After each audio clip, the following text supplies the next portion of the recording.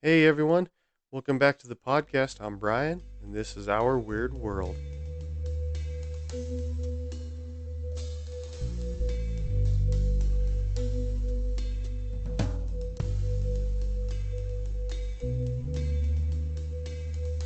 So, in the previous episode, I said I was going to do some more true crime stuff, and that's what I'm going to do here in this episode as well.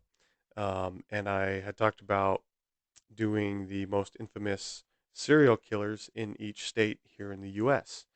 So, like I said before, I took a list of all 50 states, put it in alphabetical order, A to Z, and then I created a little code to randomize the numbers, the input, so I wouldn't just go in alphabetical order, just give me random numbers. So the first one I did last week was Mark Goudot of Arizona, and with my random order, I got 21 for my second one, which on my list would be the state of Massachusetts. Now, Massachusetts has definitely had its share of serial killers and a lot of history in true crime, going back hundreds of years, being that it's one of our oldest states. Really rich history going, not just things like this, like serial killers, but you talk about like the Salem witch trials, things like that. A lot of history that goes back, like I said, hundreds of years to that part of the country and to Massachusetts. But as far as serial killers, what most people might consider the most infamous would be known as the Boston Strangler. And that's what we're going to talk about in this episode. Who that is, what the Boston Strangler did, evidence, a little bit of controversy and some evidence. But one thing I want to note when I was doing my research, I came upon there was a movie done in 1968 about these murders. I've not seen it. It's called Boston Strangler. Let's see. Like I said, it came out in 1968. It stars Tony Curtis, Henry Fonda, George Kennedy, Mike Kellen, Murray Hamilton, Sally Kellerman, and William Hickey. Looks like it would actually probably be pretty good. Like I said, I've never seen it, but if you're interested, check it out. If you have seen it, let me know if it's worth watching. I kind of would like to watch it just to see how it compares to the information I found here. Now, there's actually another movie that's not out yet. It's coming out soon on Hulu called Boston Strangler. They dropped the word "the" and it's just Boston Strangler. It was actually filmed between the end of 2021 and early 2022, and it stars Keira Knightley, and she is actually portraying Loretta McLaughlin, who is a reporter that was very instrumental in this series of murders. She actually came up with the name Boston Strangler. So they filmed a movie about this reporter. And it's actually done by produced by Ridley Scott. If you're into movies, you know that guy's name. He's done incredible works. One of my favorites, Alien. But anyways, yeah, that's supposed to be coming out soon. I wasn't able to find a date exactly when it will be available, but it did say it's coming to Hulu soon. Look out for that. I think when it is available, I'm gonna try to watch it. So I think that should be pretty neat. So yeah, so what and or who exactly was the Boston Strangler? What happened in the 1960s? So this occurred during the early 1960s in Boston. He was later dubbed the Boston Strangler and murdered 13 women around the Boston area. Now, later, these murders were attributed to a man by the name of Albert DeSalvo, and he did confess to them, and there was evidence that linked him with the final victim. There was some controversy later. We'll talk about that in a little bit, but that's who was convicted and was put in prison for these murders. Now, initially, when these murders started happening, obviously they didn't call him the Boston Strangler. Like I said before in the Mark Gudo episode, these serial killers get these names dubbed on them for heinous serial murders like this, serial crimes, whatnot. And I get they do it because it's an easy way to put a name with whoever's doing this, especially before you actually know who it is. It makes perfect sense. But anyways, they had different names for this, the Boston Strangler, Albert DeSalvo, before he was caught. One of them, they first knew him as the Mad Strangler of Boston. On July 8th, 1962, the Sunday Herald wrote, quote, "A mad strangler is loose in Boston." This was in an article titled "Mad Strangler Kills Four Women in Boston." So this was while the murders were going on. Obviously, again, they didn't know who it was, so they're trying to put a name with it. So initially, they called him the Mad Strangler of Boston. Bit of a mouthful, but later it was also some people referred to him as the Phantom Fiend or even the Phantom Strangler. Now, this was because of the manner in which he would be able to get into the homes or apartments of these women and kill them. He basically would literally go to the front door and talk his way into their apartment and then kill them. And we'll get into that more here in just a moment. Now, in 1963, there were two investigative reporters for Record American. This was Gene Cole and Loretta McLaughlin, the one I just talked about, that they have this new movie coming out that Keira Knightley stars in and portrays her. They wrote a series about the killings, and they were the ones that dubbed the name the Boston Strangler. And this is the one that stuck. This is the one that stayed with it. Definitely, as far as just a name like that of someone like this, it definitely has more ring to it. Rolls off the tongue a little better than the Mad Strangler of Boston. So the Boston Strangler, that's what they dubbed him, and that's the name that stuck. Once DeSalvo's confession came out in court, like I said, the Boston Strangler name was already out there in the world, and that's what everybody knew him as. So when did this happen? When did this occur? Now I'm gonna go back a little bit and talk about Albert DeSalvo, but I want to first talk about when this occurred.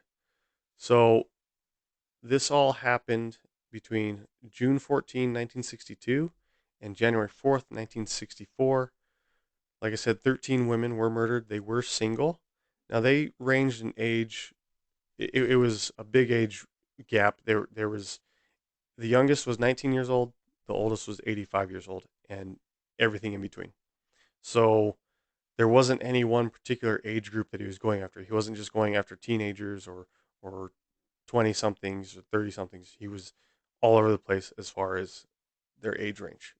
It seemed like that didn't matter. He was going after any woman that was single and by herself. There were some that were stabbed. Most of them were strangled, especially with stockings.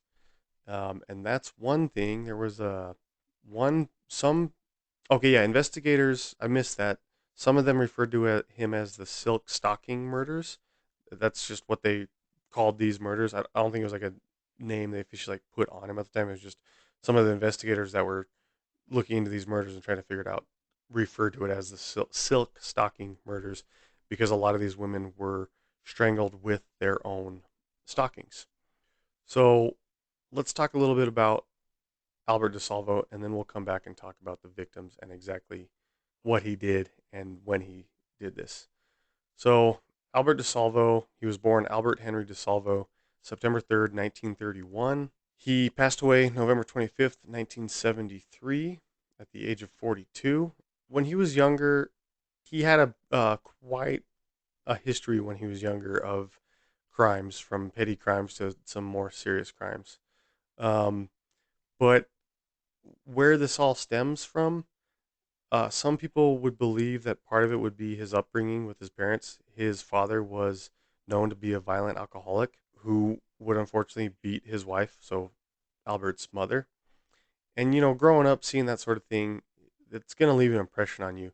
You see this and hear about this a lot with people in these sort of people that do these sort of crimes where they have really rough upbringing. It makes you feel bad and empathetic towards them as children. I'm not going to be empathetic towards them as adults for what they did to others. Absolutely not. It's absolutely disgusting what someone like him and other people have done as they get older and go on to do these heinous crimes and murder people and whatever other things they do. But as a kid, when they still have that chance to, before they get older and do these things, there's an opportunity for them to change and not go this route. But you start getting into the things of like nature versus nurture, and unfortunately you see it a lot, like I said, where kids are in these upbringings of abuse, neglect, whatever, and they see this and it's normalized to them, seeing their father beat their mother, like in this case of his alcoholic father, and that stays with them and does things to them mentally growing up. So it's very unfortunate for them as a child. I feel sorry for them as a child having to go through that, but then later as an adult to make that decision to go off and murder people. I, no, I don't care who you are. I don't agree with that. It's totally wrong. Anyways, that's just my personal opinion about that. I'm sure most people probably could agree that going and murdering 13 women, you know, not good, right? Anyways, I'm rambling. So his father was known to be a violent alcoholic, would beat his mother. At one point, it was reported that he his father beat his wife so hard that knocked all of her teeth out, even bent one of her fingers backwards to the point that it broke. And he did this in front of his children, Albert and his sibling. Now, it was also reported that his father would bring home prostitutes and engage in sexual acts with them in front of his wife and his children. Now, that also is going to leave a lasting impression. Seeing something like that, because as a young kid, you know, your understanding of that sort of act, sensual sex between, a mother and father, once you learn about it, obviously it leaves a different, you have a different idea of it as a kid growing up, right?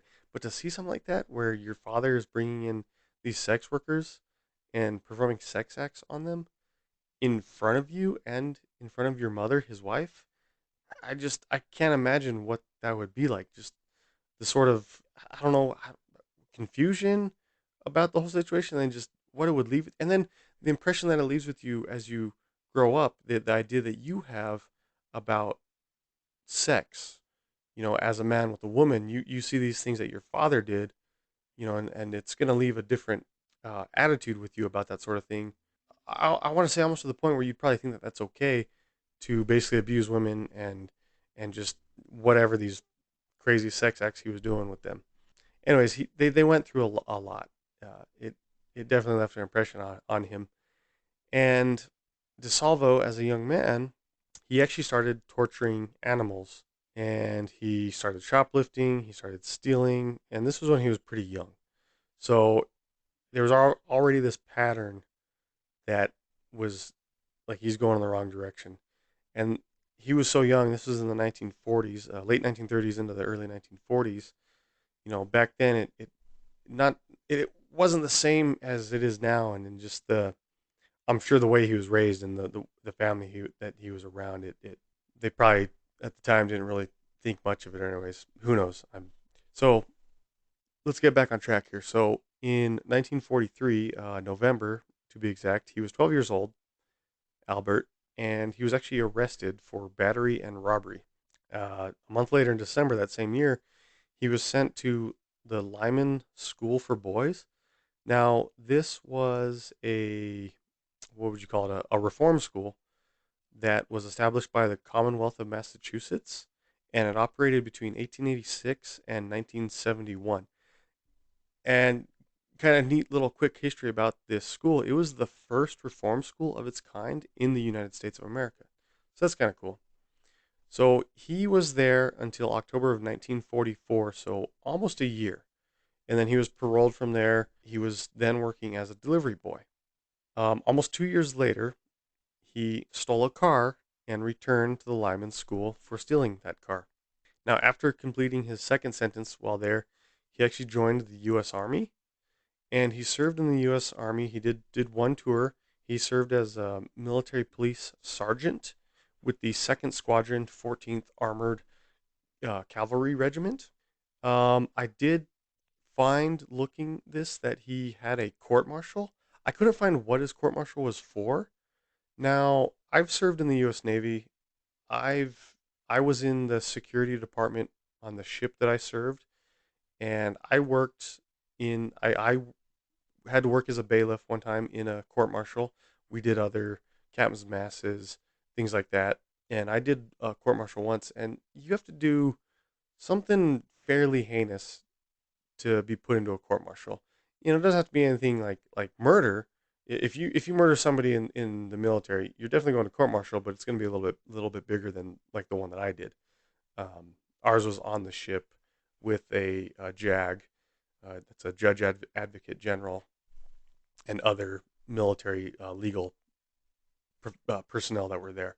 So I saw this that he went to a court martial. I couldn't find exactly for what, but he was discharged with an honorable discharge. So it makes me think that he did something bad enough to go to court martial, but not so severe that they would give him like a dishonorable discharge or an other than honorable discharge or something. So if he still got out with an honorable discharge, it probably wasn't too terrible, or they came to some agreement in the court martial for him to serve some kind of sentence, maybe part of why he did one term. They discharged him. Who knows? I couldn't find exactly on that, but anyways, he did serve in the U.S. Army, like I said, as a military police sergeant. Had a court martial, but received an honorable discharge. Now later, when he was arrested for these murders in 1967, there's some confusion because he was shown wearing a U.S. Navy uniform, a dress blues uniform, with a petty officer third class, or it's an E4 insignia on his sleeve. So there's some confusion with that, with him wearing that. Maybe we'll get into that a little bit more later, but it's just kind of a funny note that he served in the U.S. Navy. Excuse me, he served in the U.S. Army as a sergeant, which is an E5, and then was later seen wearing this U.S. Navy dress blue uniform with an E4 insignia on it when he was arrested. So at the time when the Boston Strangler murders were occurring, before they knew who it was, he lived in a place called Malden, Massachusetts, on 11 Florence Street Park in Malden, Massachusetts. So that's a little bit about him leading up to that, up to this, the events and the murders. So let's go back and talk about these victims, what happened, when they happened, what he did to them. So, like he said, he did this to these single women in their apartments or homes. He would sexually assault them and then either strangle them or stab them or both. Now, police at the time, they did believe one man was the perpetrator. Some believed that it was multiple, but they were mostly leaning towards that it was one, linking all these together. There was no signs of forced entry into these homes. So it's believed that either these women knew their assailant or willingly let him into their homes. Some believe that maybe it was like, perhaps they believe it might have been like a maintenance man, or like a service or delivery man or something. Or maybe that he even dressed up that way and portrayed himself as that, and they would let him in because that, oh hey, I'm, you know, this is apartment, I'm working as a maintenance man here at this apartment, I need to look at, whatever it might be, some excuse to get in there. And then they say, oh okay, cool, he's here to check on something, let him in, all right, fine. And then it would escalate from there. So like I said, there's no signs of forced entry. There's these different beliefs that he was coming up as a maintenance man, delivery man, whatever, into their homes, and they were willingly letting him in. Despite the extents of the media covering this, obviously he kept murdering. And, it wasn't like it is now with media coverage where everybody has cell phones and computers and cameras on their cell phones and tablets and whatnot, can instantly share something online. But still, at the time, there was a lot of media coverage around it. And with that, like I said, you had Loretta McLaughlin, who broke the story and dubbed the name the Boston Strangler, who was covering it and wrote these series on the murders that was going on at the time. Like I said, this was also done with Gene Cole. So, that at the time they were going out there and reporting this a lot and putting the information out there. So there was all this media coverage all over the place around Massachusetts, and it was very widespread and getting bigger and bigger, and people knew about it. Now, because of this, a lot of residents around the Boston area purchasing of things such as like tear gas, locks, deadbolts, things like that for your doors, like skyrocketed. People were buying these things like crazy, and having extra locks put on their doors and things like that. So the media coverage was obviously out there. People were reading the newspaper and seeing this, listening to the radio. I'm sure at the time that was very big, listening to the news on the radio. So people were thinking about it and wanted to be more secure. And there was actually at the time reports that a lot of women, especially single women, started moving out of the area and getting away from the Boston area because of this, because they're scared. And you can't blame them, right? You're seeing all these news reports of single women being attacked and murdered in their own homes. Yeah, it's pretty scary, right? You'd probably not going to want to be in the area. So I can't blame them for doing that, and a lot of women moving out of the area. Now, the Massachusetts Attorney General at the time, Edward W. Brooke, he helped coordinate the various police task force on this at the time, while they were investigating and trying to find the perpetrator.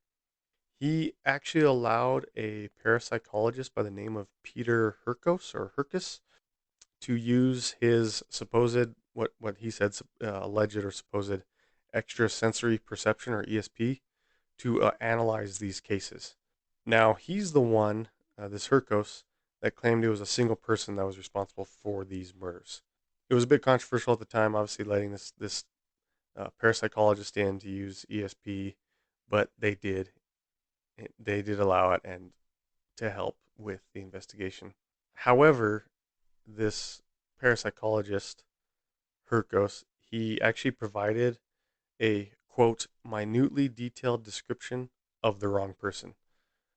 Um, and both he and the Attorney General Brooke were ridiculed by this in the media, in the press, because of this. So Brooke was ridiculed for letting Hurkos, the psychologist, in and do these ESP, things, and and then he came up with this description of the wrong person. So he was ridiculed for that. So it didn't look well for those two, and it didn't look very well for the police that allowed this to happen as well. Now the police were some were believed it was one person, but a lot of them were convinced that it had to be more than one person. At the time, it seemed like they were kind of all over the place. They didn't really know what they were looking for. If it was just one person or multiple people, were they connected or were they not connected? So at the time, their investigation was very difficult because of that. So let's go through the name of the victims, who they were, and when they were killed. So the first one was Anna Elsa Slacers. She was 56 years old at the time. Now, she was, according to the investigation, sexually assaulted with an unknown object and then strangled with the belt from her bathrobe. And this occurred on June 14th, 1962. And this occurred in Boston, Massachusetts, at her address of 77 Gainsborough Street. The next victim was Mary Mullen. She was the oldest. She was 85 years old. After their investigation, they determined that she actually died from a heart attack because of this attack from DeSalvo. Now, in his confession, he actually stated that she collapsed as he grabbed her. So that's when they assumed that she had the heart attack. He came in there under whatever pretense that she let him in. He went to attack her and she collapsed. And they later said that she had a heart attack. Did he directly, did he cause her death? Absolutely, yes, I believe that. Um, but he didn't, according to the investigation, he didn't actually do the actual murder on her. But still, obviously, he's attacking her. She's so scared, and her age, she had a heart attack and died from it, unfortunately. So obviously, he was there to murder her either way. This occurred on June 28th, 1962, so just 2 weeks after the first one. This was at 1435 Commonwealth Avenue, Boston, Massachusetts. Now, just 2 days later, he would come back to the same area, to the address of 1940 Commonwealth Avenue, Boston, Massachusetts, where he would murder Nina Frances Nichols. She was 68 years old, and he would sexually assault her and then strangle her with her nylon stockings. On the exact same day, June 30th, 1962, he would then go to 73 Newhall Street in Lynn, Massachusetts, where he would kill 65-year-old Helen Elizabeth Blake in the same manner. He sexually assaulted her, strangled her with her own nylon stockings. Then, almost 2 months later, so he had a bit of a break here, went quiet for a while. So these were the first four. That was my dog making noise again. So this was the first four. This was when they had the name the Mad Strangler of Boston going around. They hadn't dubbed him the Boston Strangler yet. Took a bit of a break. Later, on August 19th, 1962, at 7 Grove Street, Boston, Massachusetts, he would sexually assault and strangle 74-year-old Ida Otis Erga. 2 days later, so he's back on a roll.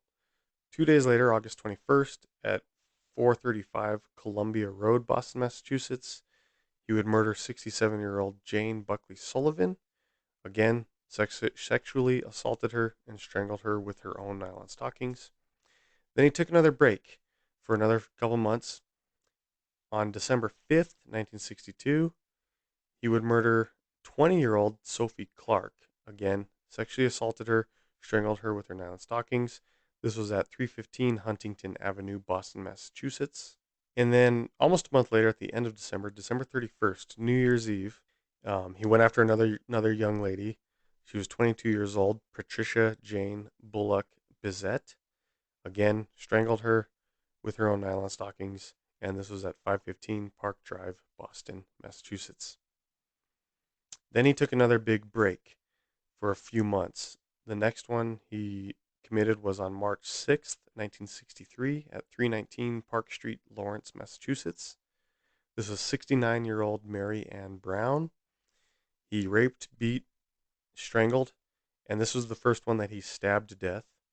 So he both strangled and stabbed her. Again, this was March 6th. On the same day again, here we go again, same day, March 6th, 1963, at 4 University Road, Cambridge, Massachusetts, 26-year-old Beverly Sammons, he would stab her to death.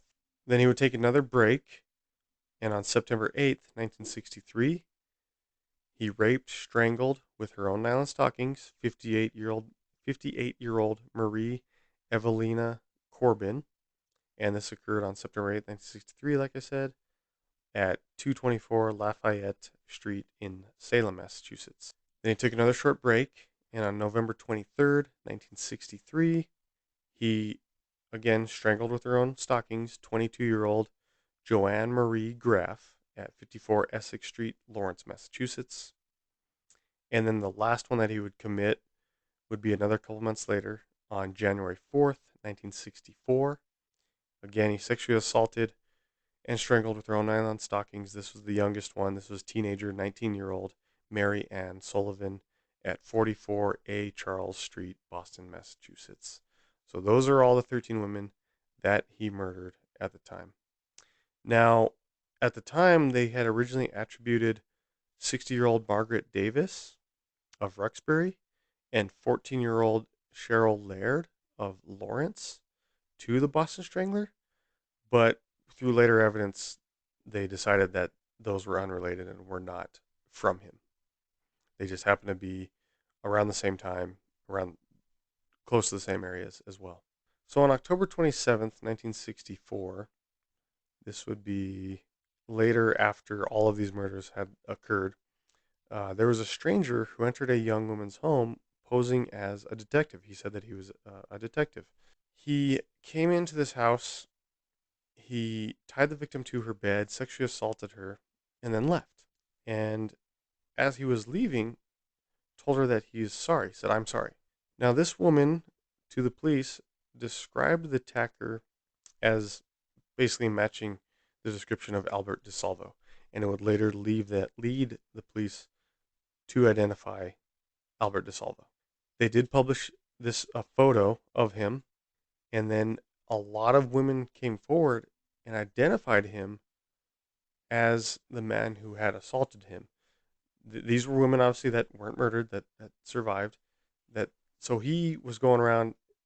He obviously been doing this for a while and doing other assaults. Probably done a lot of these similar to this, where he'd go in there and then would suddenly leave.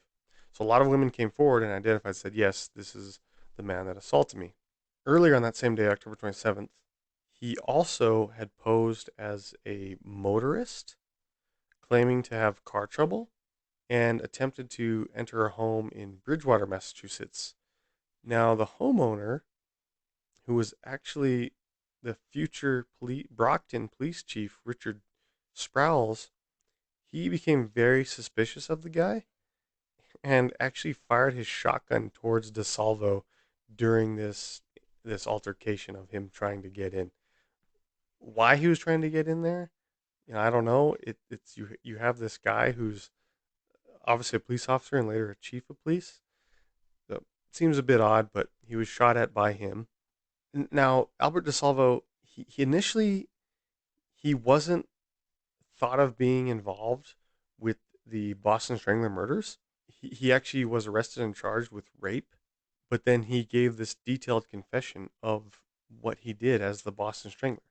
He wasn't even arrested for those murders. He was arrested for something, for a separate rape, not murder, and then he just confessed to it all. Now, initially, his confession was to one of his fellow inmates by the name of George Nasser. Nasser reported this confession to his attorney, F. Lee Bailey, and F. Lee Bailey actually later became the defense attorney for DeSalvo. And the reason that the police believed that he was the guy was because of the detail of his confession, the description that he had of the events and the murders, some of the information that he gave them pertaining to the individuals was too specific. So for the crime scenes, so they said, yeah, this is our guy. But there were some inconsistencies, citing some of the details that were withheld from the public at the time. Now, in a 1971 book by F. Lee Bailey titled "The Defense Never Rests," it was said that DeSalvo got one detail correct that one of the victims was wrong about. DeSalvo described a blue chair in a woman's living room, but this particular woman stated that it was brown. But photographic evidence taken by the police actually showed that Albert DeSalvo was correct in it being blue. So was the woman wrong or lying? Because you'd think the color of a chair that somewhere you live, you're there all the time. You you think you should know the color of your own chair, right? So for him to get that correct, say that it was blue, and then her to say it was brown, and her to be wrong, and him to be correct through photographic evidence, it seems a bit odd, and it caused some controversy. But one of the things that was stated out of his confession. But there was no physical evidence that substantiated all of his confessions. So because of this, he was tried on charges for earlier unrelated crimes for his robberies and these sexual assaults and rapes that women started coming out now and saying, yes, he did this. One of them, which was they dubbed him known as the Green Man and the Measuring Man, because of these like characters he would come up with to get in their homes. Now, F. Lee Bailey, he brought up Albert DeSalvo's confession to the murders as part of his client's history at this other trial, basically in order to help gain a not guilty by reason of insanity verdict for these sexual offenses. But because he was being tried for this something separate, it was actually later determined to be inadmissible by the judge in this trial. But later in 1967, he would be sentenced to life in prison. So in February of 1967, so yeah, he was tried for life in prison in 1967. Um, and then he actually escaped with two other inmates from the Bridgewater State Hospital. There was a manhunt, obviously looking for all of them.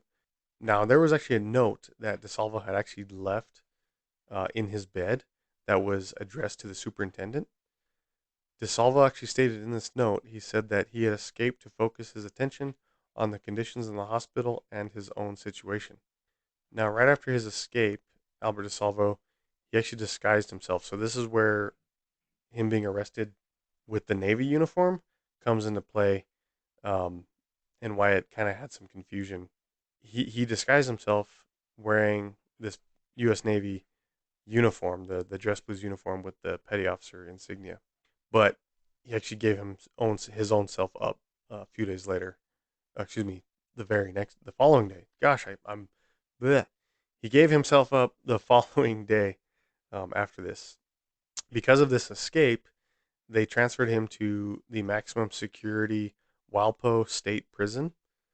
And then 6 years after this transfer, he was actually found stabbed to death in the prison infirmary.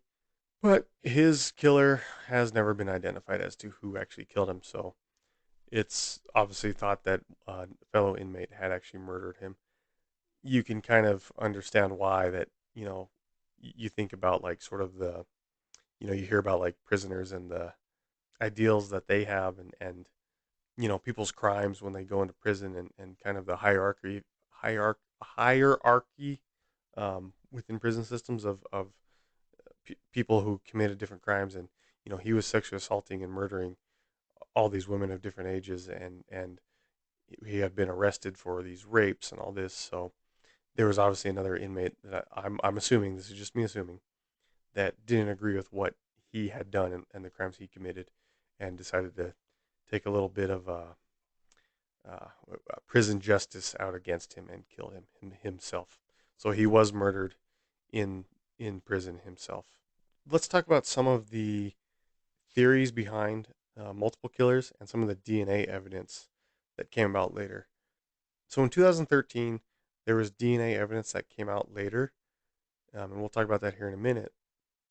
But this casted a lot of doubt onto DeSalvo as the Boston Strangler. So when he confessed, a lot of people that knew him personally, family, friends, things like that, said, "Oh no, this isn't the guy. He couldn't have done this. There's no way. He wasn't capable of doing such a thing, or such crimes. That you got the wrong guy." Did they believe that he actually didn't commit them, or was it just, it's put yourself in that situation. If you had a family member that suddenly was imprisoned for these crimes and said that he confessed to all this, I'm sure it'd be very hard to believe that, knowing this family member or friend of yours, it'd probably be very difficult to sit there and think, oh my gosh, like, wow, they really did this. But with the detailed confession he had, it's like, how did he have no such details? But anyways, there are a lot of different factors that cast a doubt on this, as him being the serial killer involved in this. So, one of the theories was that because these women were of all different ages, the stranglings and the killings were done, some of them differently. Most of them are strangled with nylon stockings. Some were stabbed. All these different things was one of the controversies, that people thought that there's no way he's connected to all of these. That at the time it was kind of believed, oh, if somebody's going to murder somebody, they're going to murder somebody that's, the same ethnicity, the same age group. They're going to commit the murder the same way every single time. So that brought some controversy to them believing that he did it. Uh, Later in 1968, a doctor by the name of Ames Roby, who was the medical director of the Bridgewater State Hospital, actually insisted that DeSalvo wasn't the Boston Strangler. This doctor actually said, quote, DeSalvo was a very clever, very smooth, compulsive confessor who desperately needs to be recognized. So this doctor's opinion was also shared by District Attorney of Middlesex John Droney, who was as well as Bridgewater Superintendent Charles Goffin and George W. Harrison, who was a fellow inmate of DeSalvo's. They all kind of believed the same opinion, that he was desperately looking to be recognized for these murders. He'd been arrested for these rapes. They did have evidence of that. It seemed like he was wanting to take the blame for it and say, "Yeah, that was me. I did this." Kind of the fame, if you will, for it, right? But these people believed that it wasn't him. That he was just looking for that recognition.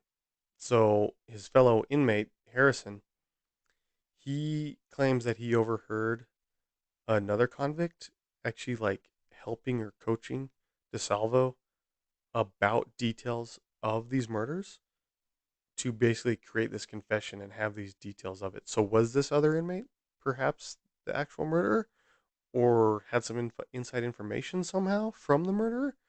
That I'm not sure. So, anyways, like I said, Harrison claims he had overheard this conversation with DeSalvo and another convict, and coaching him, and telling him, here's the details on these murders, to help him have that and then go and later confess. Now, DeSalvo's attorney, F. Lee Bailey, he said that he did believe that DeSalvo was the killer. Um, and he again described this in his book, The Defense Never Rests, in 1971.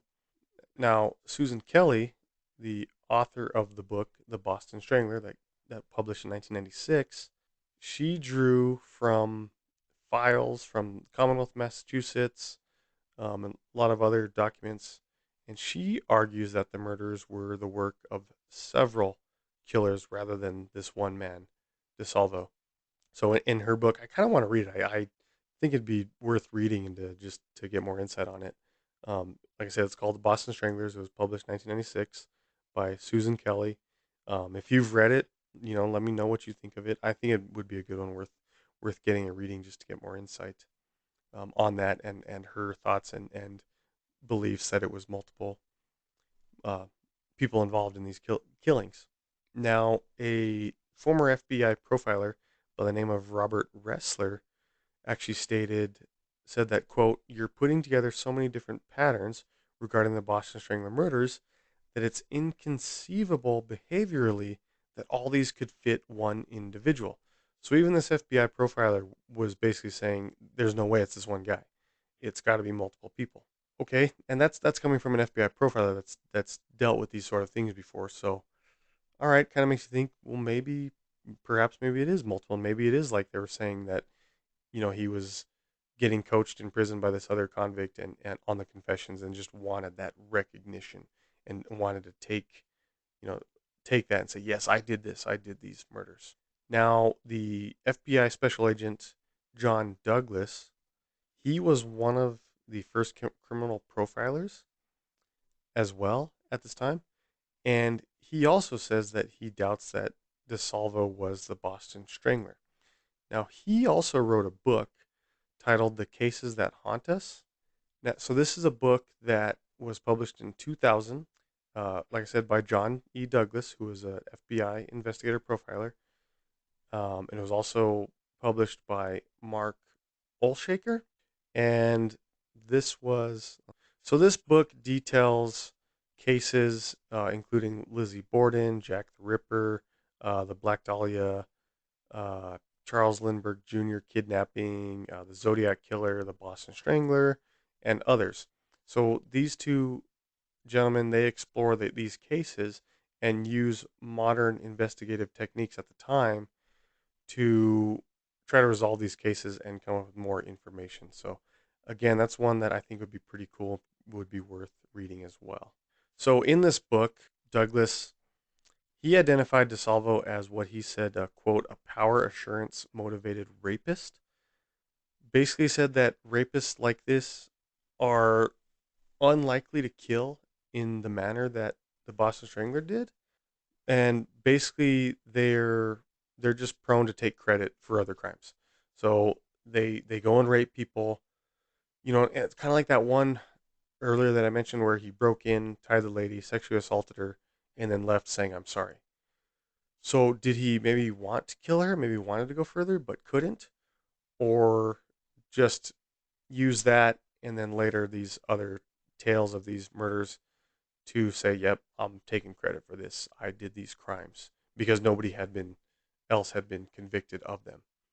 So, like I said, according to John Douglas, the FBI special agent profiler in this book, calls him a power assurance motivated rapist, who, again, according to him, aren't going to kill in the manner such as this, but are going to take credit for such crimes.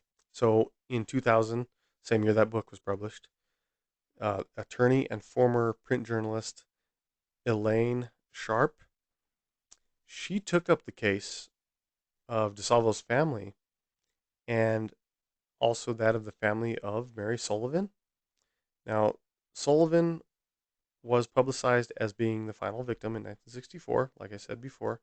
Now, although other strangling murders had occurred after this date, Elaine Sharp, she assisted the family and in their media campaign to actually help clear DeSalvo's name. She helped organize and arrange the exhuming of Mary Sullivan's body and also Albert DeSalvo. They filed various lawsuits in an attempt to obtain more information and evidence, especially DNA evidence, from the government.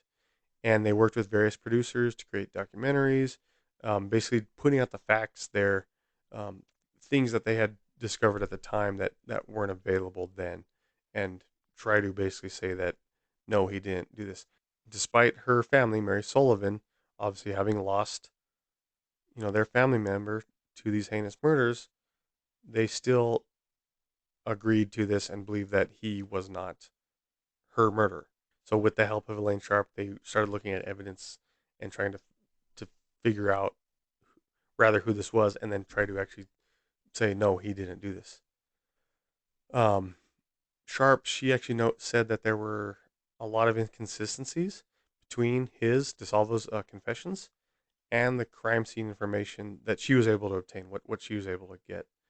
Um, so like she observed, so his confession about Mary Sullivan's case, in particular her murder, she was found to have no semen in or on her body, and she was also not strangled manually, but rather based on what the evidence that Sharp found, she was strangled using a ligature. And according to DeSalvo, his confession information, that's not what he stated as far as the strangling. So this was a pretty common inconsistency that was also pointed out by Susan Kelly in several of the murders. She obviously continued to work on the case for the DeSalvo family also as well to clear hit my table, to clear his name as the Boston Strangler, even though he confessed to it. Again, like I said before, the FBI investigator Douglas said that he was a power assurance motivated rapist who wanted to take credit for other crimes. So these seem like really big, infamous crimes that he could confess to and claim that he did them. Now, I mentioned just a little bit ago before we talked about some of this stuff. In 2013, there was some new evidence that came about. So on July 11th of 2013, the Boston Police Department, they actually announced that they had found new DNA evidence linking DeSalvo to the murder of Mary Sullivan, the one we were just talking about, the last victim supposedly of the Boston Strangler. According to them, the Boston Police Department and this DNA evidence that they found, they said that there was a quote near certain match of DNA taken from a nephew of DeSalvo's. Now, this Y chromosome DNA, it passes directly through males, from male to male within your direct family, with very little or no change, and can be used to link men later on. So you can have a relative that's much older than you if you're a man and they're a man, and you can have this DNA linkage that can link you to each other. So that's what they use. They use this DNA from a nephew of DeSalvo's and linked it to Albert DeSalvo. Because of this, a court actually ordered DeSalvo's body be exhumed and test his DNA to get DNA directly from his body. So on July 19th, 2013, the Suffolk County District Attorney Daniel Conley and Massachusetts Attorney General Martha Coakley and Boston PD Commissioner Edward Davis, they announced that the DNA results taken from DeSalvo's body and this nephew were a match, and that the source of the seminal fluid recovered from the scene of Mary Sullivan's 1964 murder were a match. So they said, based on this, that it definitely was him. So because of this, you kind of get some controversy, obviously, where you've got these multiple killer theories, you've got these different books that have been written, different evidence that has been brought about saying, no, he didn't do this, no, he's just taking credit. But then you have this evidence, DNA evidence that came out in 2013 that directly linked him to the final murder of Mary Sullivan. So it has created some controversy into if he actually did or not, but that's pretty strong evidence. If they have DNA evidence that they're able to link and say, yes, this is a match, this is him, that's pretty strong in saying that, yeah, he's our guy, he did it. I'm leaning towards believing that he did, despite the information coming from John Douglas, the FBI investigator with that book, saying that he's just taking credit. I know it's from what I looked into that too. It definitely seems very good as far as information provided by them. I'm not saying they're wrong. I'm not saying their book is wrong. I'm sure it has very good information. I just the little bit I read about it from it. It seems very good and very informative. If you want to read it, check it out yourself. I'm sure it's really good, informative. Like I said, I just skimmed through some of it. I haven't purchased or read the entire book, but just what I was able to find online just about this case. It's definitely good information, but the DNA evidence seems pretty strong that if they're able to get it directly from one of his nephews, directly from his exhumed body, link it directly with seminal fluid they say they found. But again, it also creates another controversy because Elaine Sharp claims that from information she had that there was no seminal fluid in or on Mary Sullivan's body. So again, it's like, okay, they have this DNA evidence 2013 claiming from seminal fluid, but if one person's saying that there's no seminal fluid found in or on her body, where did they get that seminal fluid from? Or was the information or evidence that Sharp found not complete or inaccurate? Did Boston PD have more information or more evidence that they were holding that they didn't give to the public? That's possible. And you have to consider that in an investigation, you're not always going to get all of the information to the public. As law enforcement, you don't want to just give them everything right away. Hey, there's a lot of stuff that you're going to hold close to you, right, as law enforcement, because you don't want to go public right away if you don't have the right information or know 100% you have the right person and just give all that information out there. So perhaps they had seminal fluid that they had from back then that they didn't use, maybe knowing that they didn't quite have the ability to test the DNA properly at the time. You see this a lot in cases where they'll collect DNA evidence of whatever kind from cases years, decades back, but they don't have the ability to test it back then, and they just leave it in their evidence.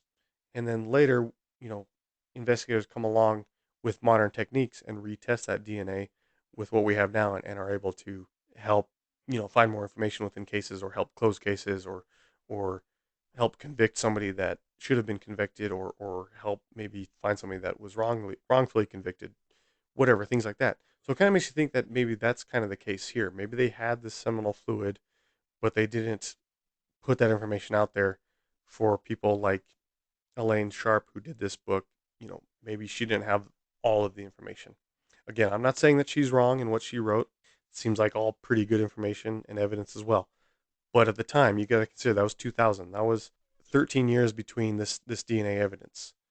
So kind of makes me think that perhaps Boston PD did have this evidence somewhere that they weren't putting out there for public to see. So my thoughts is that he's the Boston Strangler, that he did do it. I think that there's too much of that evidence with the DNA evidence to say otherwise, to say he wasn't. If you think differently, if you have a different opinion or idea about it, let me know. I'd love to hear your ideas or thoughts about it. I thought this was kind of an interesting one. I know I've listened to other podcasts about it in the past. I vaguely remember listening to one from another podcast a few years ago. I always thought it was kind of an interesting one. You see these ones from years and decades ago, and then to see evidence come out, you know, 2013, that's 50 years later, from when the murders happened. That's kind of amazing to think about, that they can take DNA, or not just DNA, but evidence from 50 years ago, and using modern technology to, look into that and help close the case and figure out, was this the one or not? Was this the person that committed the crimes or not? So again, I'm leaning towards he was. Maybe he didn't commit all of them, but I definitely believe with that evidence he committed the last one of Mary Sullivan, the 19-year-old. So again, if you have any ideas or thoughts about it, let me know. Let me know what you think. Was he the guy? Was he the Boston Strangler? Was it someone else that they just never caught? I think he was, but if you have other ideas or thoughts, let me know. I'd love to hear it. So, um, if you enjoy this, let me know. You can reach out to me on Facebook, Our Weird World. You can send me an email at ourweirdworldpodcast@gmail.com. If you have any stories, information, suggestions, ideas, thoughts, comments, whatever, let me know. I'd love to hear it. And the next one, let me see. Let me check my list here. Give you a little sneak peek. Number 4. So let's see. Number 4, that would be Arkansas. And what do I have on the Arkansas list? Well, you'll have to wait until the next episode. Sorry about that. But anyways, thanks for listening, and we'll catch you next time.